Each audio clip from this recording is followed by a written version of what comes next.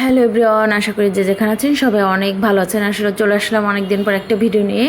তো অনেক ব্যস্ত, ছেলের পরীক্ষা শুরু হয়েছে, এদিক শাশুড়ি মা বাসায় নেই, তো সব কিছু আমার একাই হাতেই করতে হচ্ছে।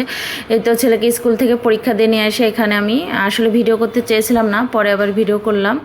তো এখানে পুঁটি মাছ রান্না করবো আলু বেগুন দিয়ে, ছেলের জন্য চিকেন বসিয়ে দিয়েছি, কচুরনতি রান্না করেছি, আর হচ্ছে কারকোল ভাজি করেছি ঝুরি ঝুরি করে। তো এই হচ্ছে দুপুরের রান্নাবান্না আমার। তো এই তো এখানে মাংসটা ভালো করে কষিয়ে পরে আর কি পরিমাণ মতন জল দিয়ে আর কি ঢেকে দিচ্ছি।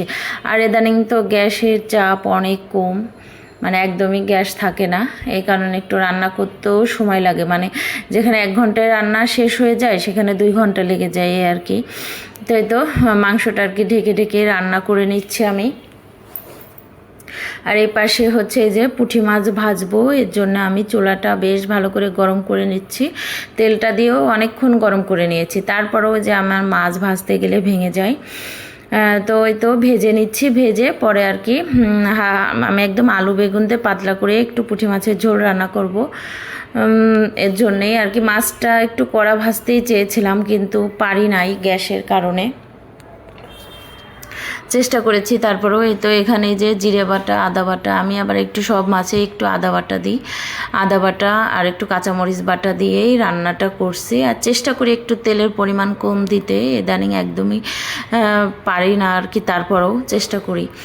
তো এই তো মশলা দিয়ে আলু বেগুনটা আগে একটু ভেজে নিয়েছি, তারপরে আবার মশলাটা দিয়ে আবার একটু ভালো করে কষিয়ে পরিমাণ মতন এখানে আমি আর কি ফুটানো জলই দিয়েছি, যেহেতু একদমই গ্যাস নাই, কাঁচা জল দিতে চাই না। তো এই তো পুঁটি মাছের ঝোলটা হয়ে গেলে দুপুরে রান্নাবান্না শেষ। পরে যে চুলা টুলা মুছে এখানে চালটা ধুয়ে ঢেকে রাখলাম, আর হচ্ছে ছেলের গরম জল বসাবো সেটা। তো পরে আর কি বসিয়ে দেবো। আর এখানে একটু মেথি, মেহেন্দি গুঁড়া আর হচ্ছে আমলকি গুঁড়া নিয়েছি চুলে দেওয়ার জন্য। আর এটা হচ্ছে পরের দিন সকালে ছেলেকে পরীক্ষা দিতে দিয়ে একটু যে গার্ডেনটা সব আবদার করেছিল, তাই একটু খেতে গিয়েছিলাম, ফার্স্ট টাইম আর কি আমি বাইরে কোথাও খেতে গেলাম, তো সেটা আপনাদের সঙ্গে শেয়ার করলাম। তো আজকের মধ্যে এই ছোটো ব্লগটা এখানেই শেষ করলাম। যে যেখানে আছেন সবাই ভালো থাকবেন, সুস্থ থাকবেন। আর আমার ভিডিওটা যদি ভালো লাগে অবশ্যই একটু লাইক কমেন্ট শেয়ার করবেন। তাই তো সবাই খাওয়া দাওয়া শেষে একটু ছবি তোলা, এই আর কি।